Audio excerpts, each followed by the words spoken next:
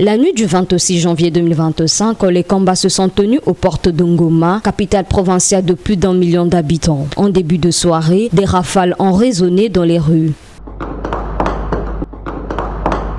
Ce lundi matin, la ville de Ngoma s'est réveillée avec des crépitements des balles. Des tirs d'artillerie lourde ont également été entendus. Un drone rwandais a ouvert le feu sur des positions congolaises à environ 6 km de Ngoma, faisant au moins 2 blessés parmi les paramilitaires. Au cours de ces combats, une évasion a eu lieu à la prison de Ngoma. La prison de Munzenze, qui compte environ 3000 détenus, a été totalement incendiée à la suite d'une évasion massive. Des prisonniers en fuite ont été aperçus dans les rues alentours.